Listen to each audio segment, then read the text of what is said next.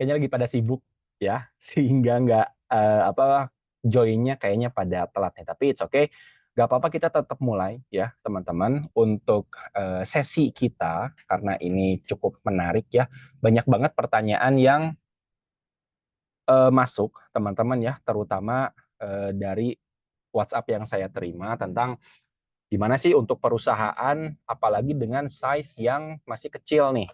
Perusahaan dengan size yang masih kecil, juga perusahaan dalam boleh dikatakan startup lah ya, atau level UMKM. Itu apakah KPI atau OKR sih ya, yang lebih cocok untuk diaplikasikan. Nah, oke, tapi sebelum kita mulai teman-teman, saya mau sapa-sapa dulu nih, biasa ada Mas Aziz Bas ya, kita udah sering ketemu ya Mas di webinar dari Jakarta. Oke, selamat malam juga ya Mas Aziz, terima kasih selalu menyempatkan hadir di webinar kami. Mbak Inge juga, Mbak ya? Mbak apa Mas nih? Mbak Inge, ya selamat malam. Nah kebetulan juga nih Mas Aziz lagi handle. Nah jadi moto insight-nya. Oke teman-teman, jadi hari ini kita nggak terlalu lama ya untuk HR Meet and Talk ini. Jadi kita langsung aja fokus kepada materi yang nanti akan disampaikan. Oke? Nah, nanti juga di akhir teman-teman apabila memang sempat ya untuk teman-teman kerjakan kuis, nanti ada kuisnya untuk ngetes nih sejauh mana sih pemahaman kita tentang perbedaan utama ya, perbedaan utama antara KPI dengan OKR. Oke? Baik, teman-teman. Just wait. Belum masuk kayaknya ya. Bentar ya.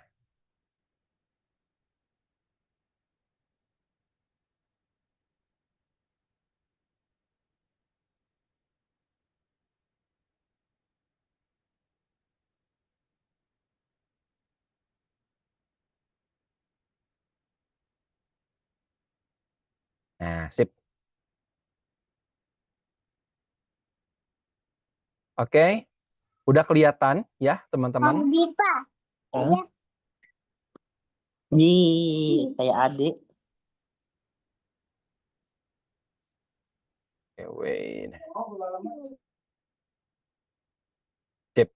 Oke, teman-teman, kita mulai ya untuk sharing kita di malam hari ini tentang performance management, terutama apa itu perbedaan antara KPI dengan OKR atau Objective Key Result. Ini dalam agenda HR Webinar Meet and Talk ya di bulan Juni tahun 2026.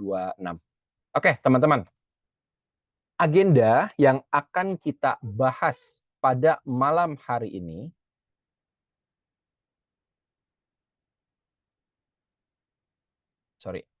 Oke, agenda yang akan kita bahas pada malam ini itu ada 4 ya. Yang pertama itu tentang cerita awal. Cerita awal tentang bagaimana sistem manajemen kinerja itu hadir. Lalu yang kedua kita akan bahas juga tentang defining atau penjabaran atau pengertian ya tentang KPI dan OKR. Lalu yang ketiga juga kita akan membahas tentang success story, perusahaan-perusahaan apa aja yang memang dia sudah besar dan sudah mengimplementasikan KPI atau OKR ini di perusahaannya, yang pasti kita benchmark-nya ke perusahaan internasional ya teman-teman. Sama yang terakhir itu ada practice, tapi ini hanya berupa kuis aja. Oke, ini agenda yang akan kita bahas di malam hari ini. Yang pertama, sebelum kita masuk ke apa tadi pertama, cerita awal ya teman-teman. Ini ada satu benang merah yang harus dipahami dulu, dan ini sengaja saya sampaikan di awal agar nantinya kita tidak salah paham ya teman-teman. Jadi mohon dipahami dulu ini ya perbedaan. Jadi menjelaskan apa kaitan KPI atau OKR dengan manajemen kinerja dan apa saja jenis-jenisnya ya. Jadi ada banyak teman-teman ya, performance management itu jenisnya. Ada KPI, ada MBO, ada OKR, ada IKU ya. Nah, kalau boleh saya analogikan teman-teman ya, etalase ya, etalase di dalam minimarket ini memajang sebuah buah-buahan. Memajang banyak jenis buah-buahan. ada lemon, ada apel hijau, ada kiwi, dan lain sebagainya. Kita anggap etalase buah-buahan ini adalah sebuah performance management. Jadi sangat umum, sangat general ya. Ada kiwi, ada lemon, ada apel, ini ada jeruk kayaknya ya. Macam-macam, sunkist juga ada. Ini disebut etalase performance management. Nah, sedangkan KPI itu adalah bagian dari performance management. Di sininya ada OKR, ya. Di sininya lagi ada MBO, di sininya lagi ada IKU. IKU itu indikator kinerja utama. Biasanya ini dipakai oleh ASN-ASN ya atau PNS-PNS. Lalu ada performance appraisal ya, ada juga 360 degree dan lain sebagainya. Jadi ada macam-macam performance management, teman-teman. Namun yang akan kita bahas di malam ini cukup KPI dan juga OKR saja ya. Jadi ini masuk ke dalam jenis-jenis atau macam-macam performance management. Nah, kita langsung ke kesimpulan awal ya, teman-teman. Jadi pastikan kalian paham bahwa KPI dan OKR itu adalah bagian dari performance management atau manajemen kinerja dalam bahasa Indonesia ya. Kalau misalkan para ASN itu terkenalnya atau mereka lebih mengenal dengan istilah manajemen kinerja ya. Namun untuk orang-orang swasta nih atau orang-orang corporate itu lebih mengenal istilah performance management. Lalu yang kedua, manajemen kinerja itu memiliki banyak jenis ya. KPI dan OKR itu termasuk salah satu jenisnya dan tidak ada yang lebih bagus atau tidak ada juga yang lebih buruk. Yang ada adalah mana yang paling cocok sesuai dengan kebutuhan kita ya. Jadi yang harus digarisbawahi adalah mana yang paling cocok. Jadi nggak ada yang paling bagus, nggak ada yang paling jelek. Oke? Baik, teman-teman. Kita langsung kepada ceritanya nih. Jadi cerita kenapa sih ada manajemen kinerja. Dan ternyata kisahnya lumayan panjang. Ini kurang lebih ada dari 2.200 tahun yang lalu. Ya. Nah ini alur cerita tentang manajemen kinerja, kenapa mereka ada, dan untuk apa mereka ada sampai sekarang. Ini sejarah yang ditemukan ya teman-teman, itu di tahun 2021 Masehi. Oh sorry ya, berarti bukan 2.200 tahun, tapi 1.800 tahun. Sorry ya, ini Masehi ternyata. Jadi tahun 221 itu ada kaisar dari dinasti Wei di Cina. Nah, mereka menilai kinerja anggota keluarga mereka untuk keperluan suksesi kerajaan. Jadi suksesi itu adalah estafet kepemimpinan ya. Misalkan seorang raja melahirkan anak laki-laki, dia menjadi pangeran, maka pangeran itulah yang disebut sebagai suksesi atau calon penerus. Begitupun di perusahaan. Perusahaan juga memerlukan yang namanya seorang suksesi atau suksesor yang dia akan melanjutkan estafet kepemimpinan nantinya ya. Makanya ada promosi, ada leadership program dan lain sebagainya itu masuk ke dalam bagian manajemen suksesi ya. Dan dinasti Wei menggunakan itu dengan menilai kinerjanya ya, mana yang paling cocok untuk nanti dijadikan sebagai seorang raja di masa depan. Yang kedua, ini agak modern ya, di tahun 1800, abad-abad Renaissance, teman-teman.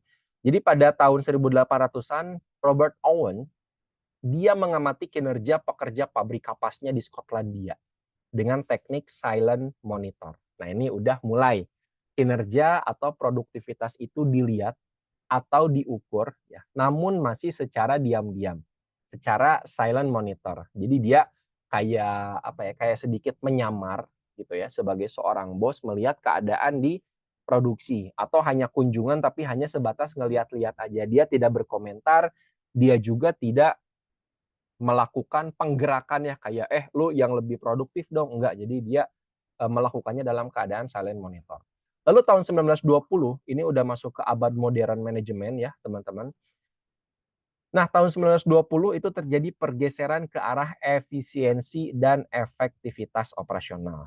Nah, terjadi juga bersamaan berkembangnya scientific management yang diinisiasi oleh Frederick Winslow Taylor. Nah, kalau kalian kuliah manajemen pasti udah nggak asing ya dengan siapa itu Frederick Winslow Taylor. Ya, dialah yang mengemukakan istilah tentang scientific management, ya. Lalu tahun 1950, nah ini Peter Drucker ya memperkenalkan sebuah konsep yang disebut manajemen by objective atau MBO. Jadi adanya sebuah perkumpulan atau sebuah organisasi atau manajemen ya, itu harus ada karena alasan tujuan gitu. Kita tuh berkumpul di sini buat apa? Objektifnya apa? Apa yang mau kita kejar? Sehingga orang-orang yang ada di dalam organisasi itu jelas apa yang mau dia kontribusikan untuk tujuan-tujuan perusahaan atau tujuan-tujuan organisasi. Nah, salah satu proses dalam MBO adalah monitor performance and progress. Jadi perusahaan punya tujuan itu di-trace ya, di-trace sejauh mana atau dimonitor sejauh mana progres itu berjalan. Ya, jadi udah mulai mainin due date, deadline dan lain sebagainya itu udah ada. Nah, yang terakhir teman-teman itu tahun 90-an ya. Nah, di fase inilah makin berkembang dan didorong oleh teknologi. Berkembang KPI, OKR, dan BSC atau Balance Scorecard ya. Nah, umumnya KPI ini disupport oleh yang namanya Balance Scorecard atau BSC ini. Nah, nanti kita sedikit bahas ya tentang BSC, teman-teman. Nah, antara KPI dan OKR itu terdapat perbedaan cara pakai. Jadi untuk BSC itu ngelihat perusahaan dari 4 perspektif. Perspektif keuangan, perspektif customer, perspektif internal ya atau produktivitas atau operations atau dan yang terakhir adalah perspektif people atau learn and growth. Oke, jadi itu BSC, teman-teman.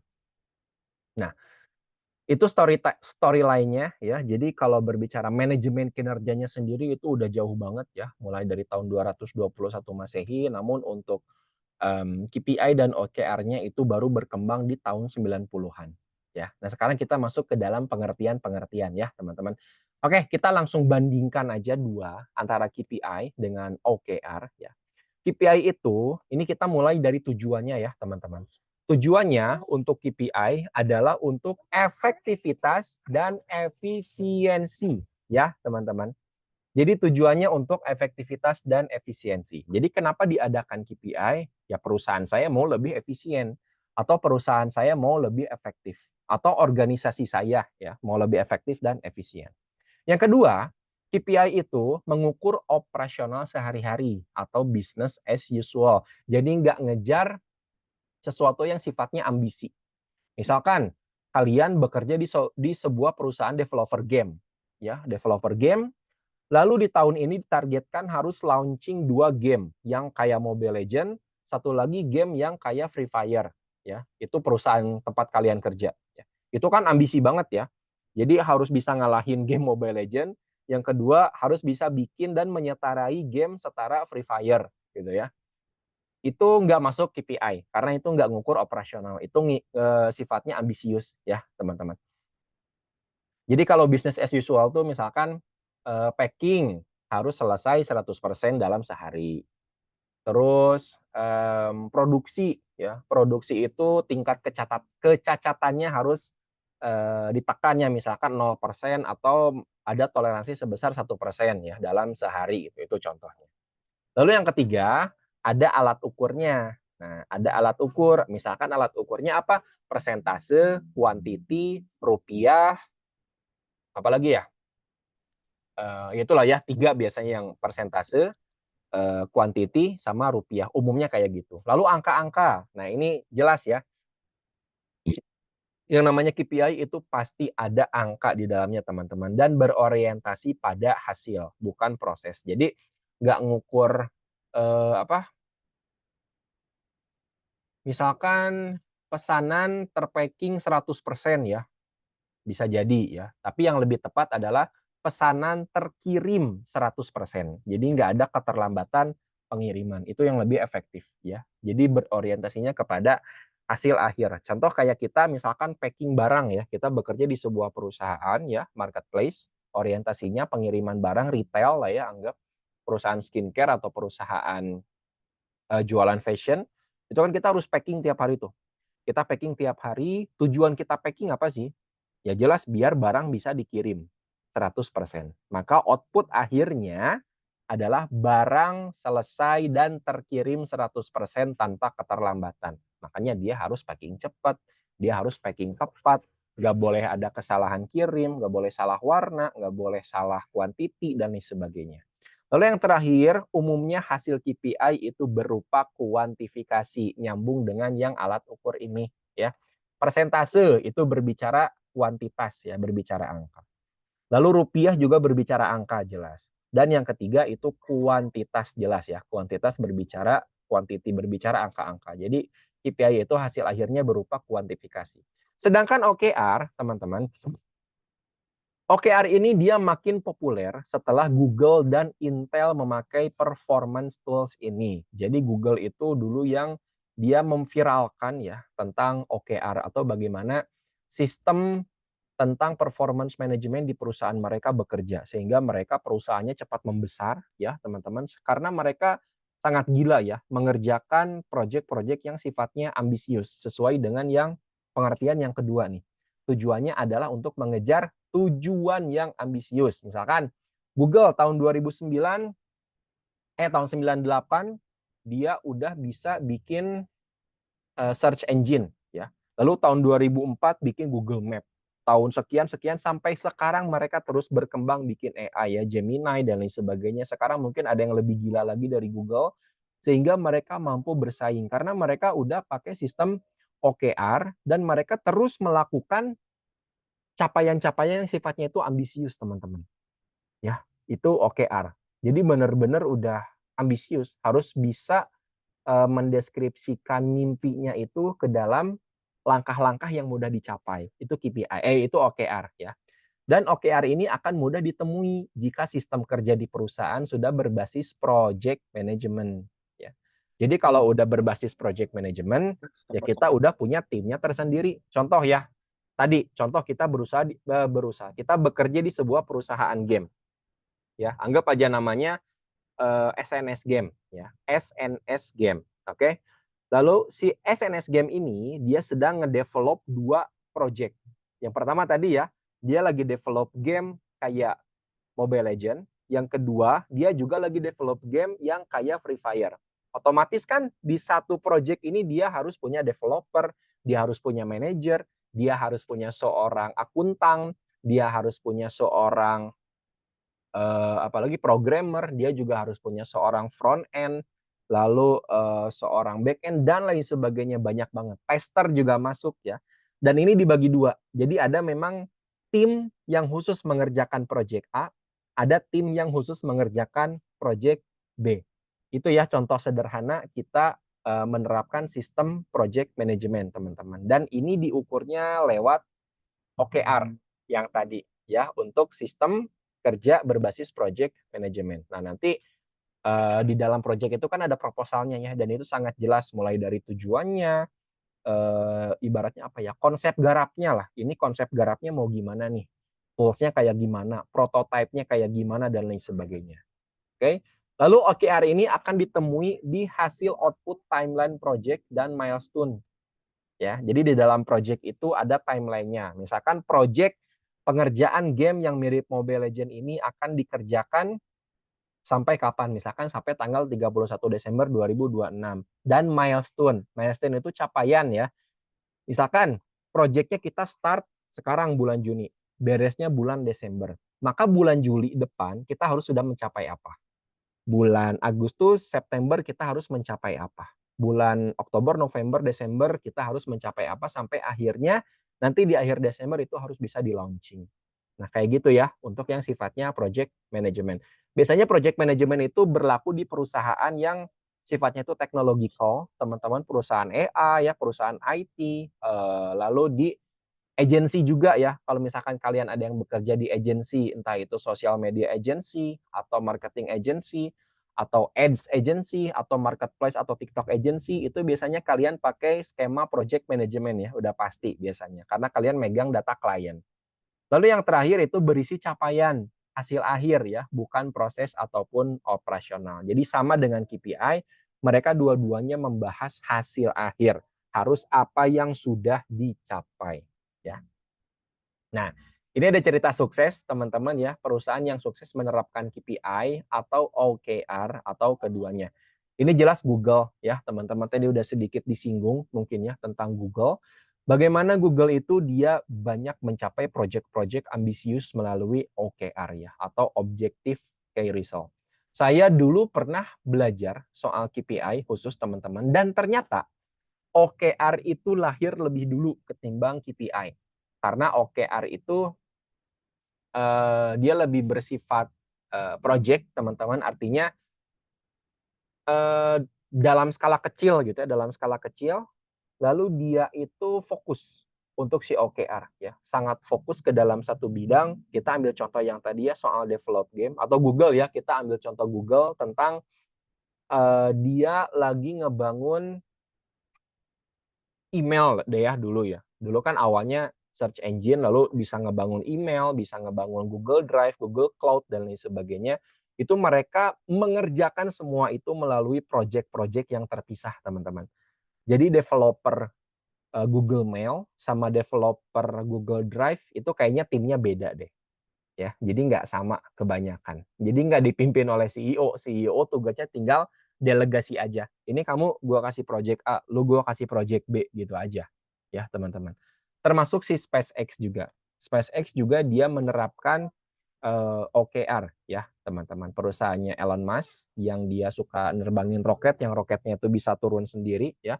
Dia mengumpulkan banyak orang-orang pintar ya, mulai dari ahli astronomi, lalu ahli kimia ya, lalu ahli fisika dan lain sebagainya. Ahli-ahli itu mereka dipersatukan oleh Elon Musk lalu disatukan dalam sebuah ambisi yang besar, yaitu menciptakan sebuah roket yang ketika sudah diterbangkan itu bisa turun kembali dan ke posisi yang semula.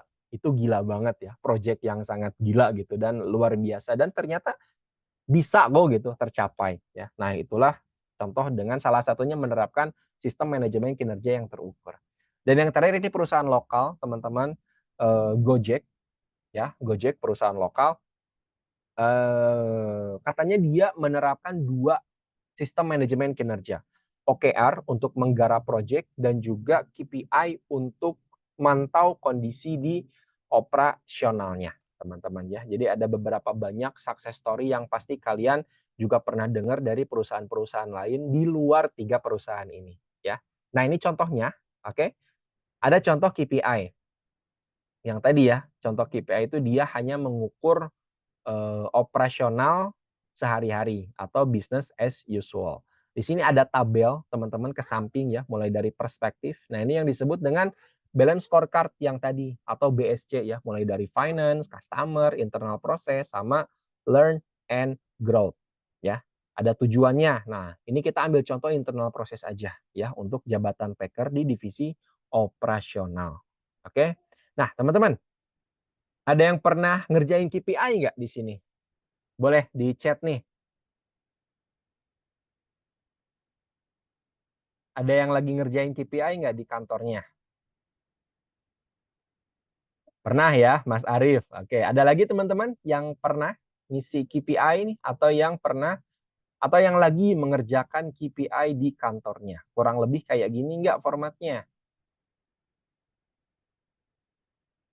Oke, jadi garis besarnya teman-teman ya untuk KPI ini ada perspektifnya, tujuan, output. Nah, output itu berupa hasil akhir yang kita harapkan atau ekspektasi kita itu apa. Lalu bobotnya.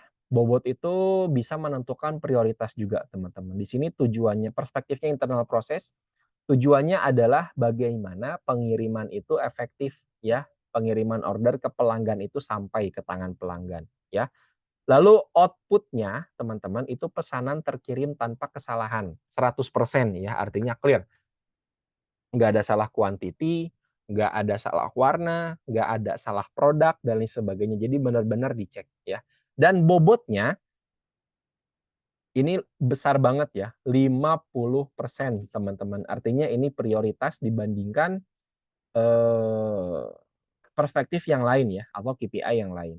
Sama unit ukurnya persentase, targetnya 100% dan frekuensinya bulanan. Ini anggap aja realisasi ya, dia udah mengerjakan 100% sehingga dia mendapatkan skor 50. Nah, ini skornya itu sesuai dengan bobotnya ya, teman-teman. Dan skor akhirnya itu di 50, ini contoh aja ya, contoh. Ini untuk KPI, jabatannya packer ya, jadi operasional banget tuh, ngerjain keseharian banget. Sedangkan ini OKR teman-teman untuk bedanya. Jelas ada perbedaan banget. Ada project milestone, contoh, objektif atau tujuannya. Tujuannya apa? Develop satu trial MOBA game ya, yang bisa di-launch di akhir tahun. MOBA game itu sebuah game yang kayak Mobile Legends ya. Mobile Legends itu masuk kategorinya MOBA ya. Nah, ini ada key result-nya teman-teman. Key result 1, key result 2, atau KR3, KR4. KR4 itu final ya. Namun teman-teman bisa nanti melakukannya sampai KR berapapun itu boleh ya. Nah, key result-nya, nah ini milestone-nya teman-teman ya, project milestone atau pijakan awal. Key result-nya, satu nih, kalau kita tuh punya tujuan untuk di akhir tahun harus udah bisa di-launching ya game ini. Dan key result yang pertama itu di Februari 2026, kemarin ya, udah lama, pas bulan Ramadan berarti. Itu masuk ke dalam tahap praproduksi. Perencanaan dan konsep disetujui. Nah, ini final teman-teman. Ini key result pertama, anggap aja ini project kick off-nya itu di tanggal 1 Januari. Artinya 28 Februari ini adalah final. Finalnya apa? Ini harus sudah ada hasil akhir. Hasil akhirnya apa? Ini hasil akhirnya. Perencanaan dan konsep disetujui. Ya, perencanaan kayak ini gambarannya kayak gimana, mock up-nya kayak gimana, konsepnya kayak gimana, berapa SDM yang diperlukan, resource-nya apa aja, budgeting-nya kayak gimana, dan lain sebagainya. Jadi banyak banget ya. Ini masih berupa tulisan-tulisan. Lalu setelah ini disetujui ya, baik itu oleh project manager atau oleh direktur, itu langsung masuk ke key result 2. Dia mengerjakan nanti yang deadline-nya tanggal 30 September 2026 ya. Apa itu deadline-nya? Tanggal 30 September itu harus sudah jadi prototype game ya. Prototype gamenya harus sudah jadi dan bisa diuji coba di internal. Jadi dia punya karyawan itu melakukan prototype ya. Maksudnya melakukan apa? Melihat prototype dan bisa testing tuh. Bisa testing gamenya. Kira-kira enak nggak dimainin. Jadi pembuatan aset ya. Coding lah, lalu manajemen asetnya dan lain sebagainya ya. Jadi ini mulai fase developing ya. Lalu yang ketiga, setelah ini selesai dan bisa diuji coba sehingga ketahuan nih kesalahannya atau ketahuan bugging-nya atau misalkan ada feedback nih dari timnya apa ya. Itu masuk ke kayak result 3 ya. Jadi milestone-nya gitu teman-teman, masuk ke testing ya. Fixing bug. Biasanya kan kalau game ada bug ya, tiba-tiba tombolnya nggak bisa dipencet lah atau semisalkan error, tiba-tiba out dan lain sebagainya.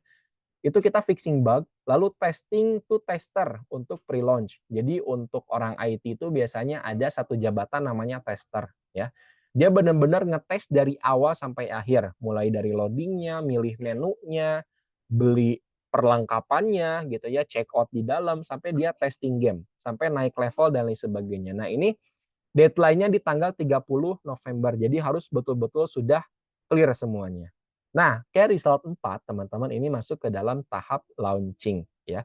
Jadi tanggal 29 Desember nanti harus sudah bisa launching di Play Store atau di App Store. Itu final dari project milestone-nya ya. Ini perbedaannya antara KPI dengan OKR. Jadi saya kembalikan ke teman-teman ya. Jadi mana nih KPI atau OKR yang kira-kira cocok untuk di perusahaan teman-teman ya. Sekali lagi kuncinya untuk KPI itu fokus kepada mengerjakan hal-hal yang sifatnya operasional. Sedangkan untuk OKR itu fokus kepada hal-hal yang sifatnya ambisius, teman-teman. Nah, sekarang tinggal kita diagnosa perusahaan kita, tempat di mana kita bekerja, apakah fokus kepada operasional sehari-hari ya, misalkan tidak boleh ada kesalahan pengiriman atau produksi harus tidak boleh ada kecacatan ya.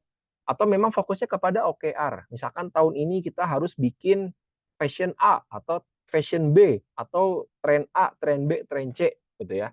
Kira-kira mana? Itu hanya teman-teman yang bisa menjawab kebutuhan di perusahaan teman-teman sendiri ya. Oke, teman-teman.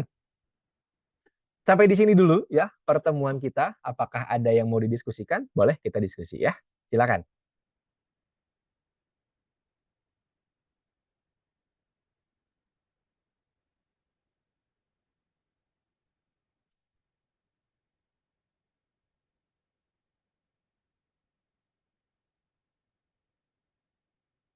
Nah, gimana? Udah bisa dapat teman-teman insight-nya nih tentang materi soal KPI dan OKR ini?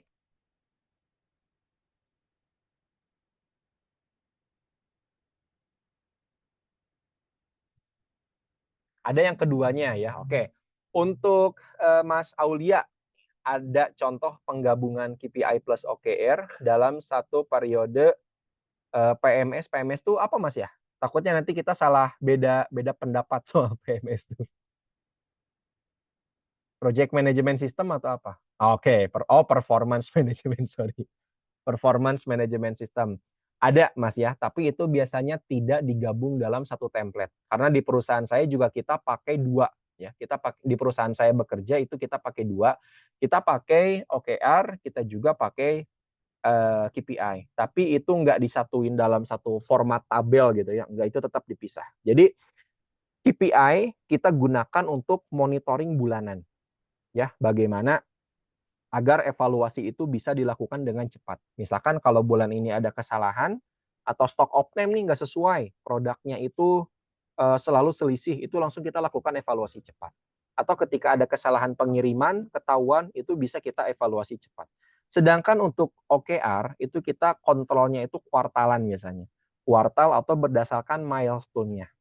Ya, jadi untuk secara formatnya itu kita nggak ada ya, karena saya sendiri nggak menggunakan. Tapi mungkin kalau teman-teman lain ada yang menggunakan tuh mixing antara KPI dengan OKR, itu boleh di-share ya. Tapi kalau saya pribadi itu memisahkan, Mas Awel ya. Oke, dari Mas Aziz, kalau saya pakai keduanya Mas. Sama, kita tos dulu Mas Aziz ya. Bareng. Kita pakai keduanya. Dari Mbak Liza, biasanya penggunaan KPI atau OKR untuk skala perusahaan yang bagaimana? Apakah hanya bisa digunakan salah satu atau keduanya jika perusahaan masih berkembang? Saran saya, Mbak Liza, kalau masih berkembang, ya, itu fokus ke satu tujuan aja.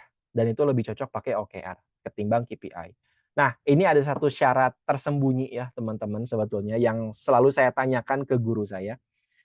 Apakah efektif KPI kita gunakan ke perusahaan yang notabene masih berkembang? Berkembangnya itu benar-benar berkembang ya, baru berdiri 2 bulan, 3 bulan gitu, dan dia omsetnya bagus gitu ya. Tapi dia belum stabil secara operasional.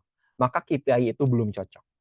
Karena KPI itu pantas diimplementasikan untuk organisasi yang secara operasionalnya atau kegiatan sehari-harinya itu sudah mature, teman-teman ya.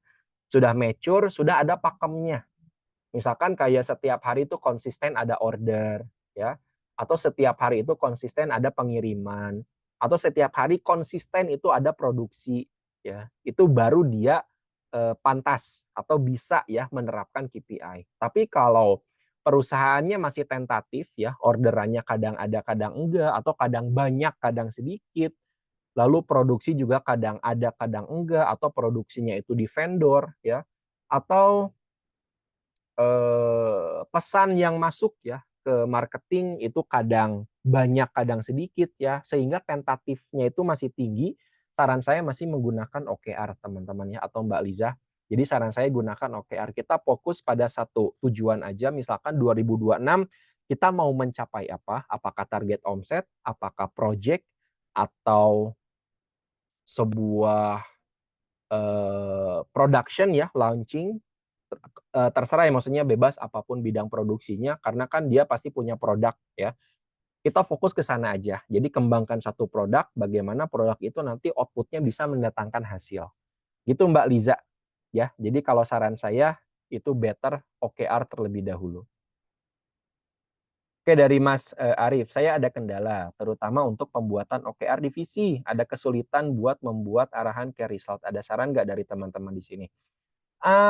Ini harus di-breakdown dulu ya, Mas Arif, perusahaannya apa, lalu, objektifnya seperti apa ya. Lalu untuk pembuatan OKR divisi itu kan sifatnya cascading ya. Project besarnya apa nih atau big project-nya apa dari yang sedang dikerjakan. Kita harus tahu dulu sehingga nanti bisa jelas porsi atau kontribusi yang bisa diberikan oleh masing-masing divisi. Boleh nanti kita ngobrolan di Japri ya, Mas Arif ya. Kalau misalkan mau kita ngobrol lebih lanjut lagi tentang OKR ini, cascading-nya ya. Atau mungkin mau dilempar di grup juga nanti bisa ya. Biasanya nanti ada teman-teman tuh yang pernah mengalami kejadian serupa dan dia turut ngerespon ya, teman-teman. Oke, baik. Ada lagi teman-teman yang mau ditanyakan atau kita sharing di sini? Boleh?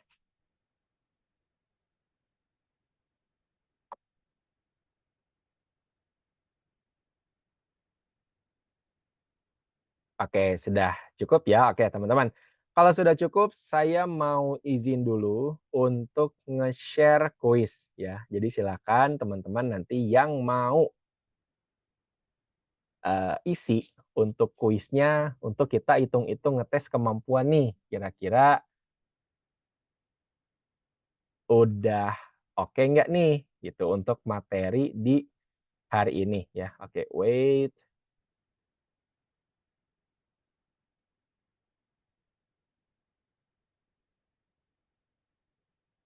Nah, sip.